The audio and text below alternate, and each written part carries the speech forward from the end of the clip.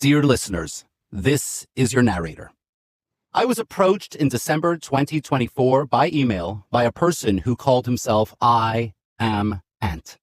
A lengthy email with a clear intention: would I narrate an audiobook, his audiobook?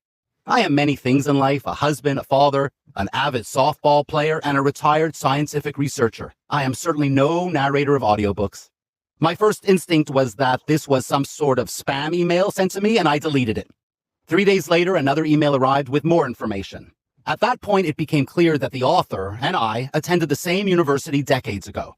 It appears we shared a few language classes. What he recalls most about me was my so-so performances as a stand-up comedian at these open mic events, also when I was back in university. He said I appeared to be a natural actor, which I am not. But anyways, what were his specific requirements for a narrator? Anonymity, some French language, and a logical, scientific mind. For the anonymity, he said that there might be danger if my name was exposed. For the French, he said that he would turn over in his grave if the narrator botched the French. I did not know it at the time that he meant it literally.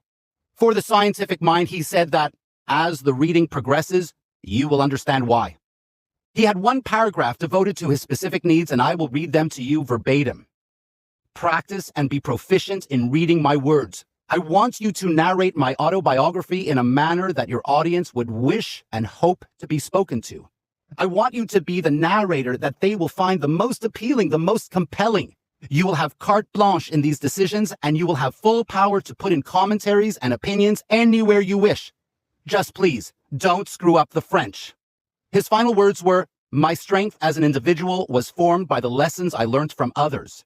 This audiobook's strength will reflect the personality and dramatic flair offered by its narrator. As for the paragraph about the money, it was over the top. It was an unnecessary number. I would have done it for half. I ended up getting a very professional microphone and all the gear required to give a professional final product. This also required me to build a quiet area in my basement, just off of the poker room. I will be honest, I was intrigued and gave him my bank account details, half expecting to never hear from him again, but within days, a large amount of money arrived into my account. I never heard from him again, although I did email him several times. The next email arrived in early March 2025 by a person calling themselves the Ant's associate. I was told the author, Mr. Ant, was dead, and attached to the email was the manuscript. And I sat and I read it, and then I reread it. I don't know what to make of these memoirs. Are they real? Are they a work of fiction? I cannot say, but the attention to detail is immense. The words captivated me, and I do want to believe that this man, I Am Ant, truly lived. But to accept that he lived leads a reader down a path of deeper reflections, and it questions the future of our own humanity. Listeners, for this project, I had to polish up on my French, and I had to learn basic Chinese pronunciations and even some Romani. When I asked the Ant's associate if there were any restrictions whatsoever, I was told, in one chapter, you will find written Chinese with no English translation. You will speak the Chinese words and you will not translate at all.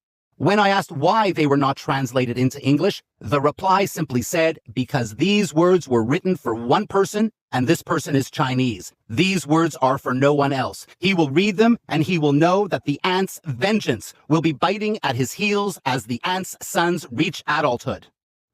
As I finally put together all the gear and built my quiet room, the associate sent me one last email. It appears to have been written by the Ant before he died, and it was addressed to me, and I will read his posthumous words in their entirety.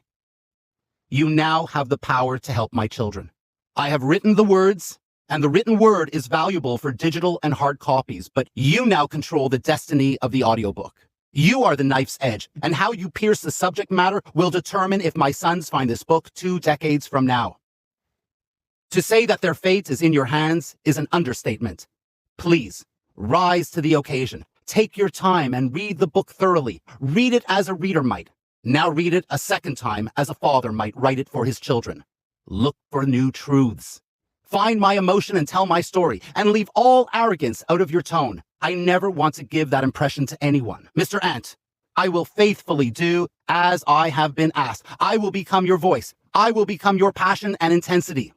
If this book is the crowning moment of your life for the sake of your children, then I will be that voice that delivers that message throughout eternity. I will treat this project with the intensity and emotion that it deserves. Oh, one more thing, dear listeners. There are indeed codes throughout the book.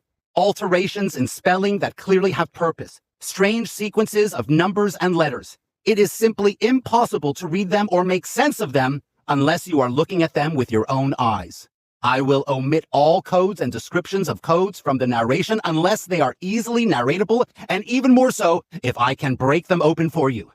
If you desire to unlock the deeper mysteries of the codes within this book, I suggest you purchase an ebook or a physical book.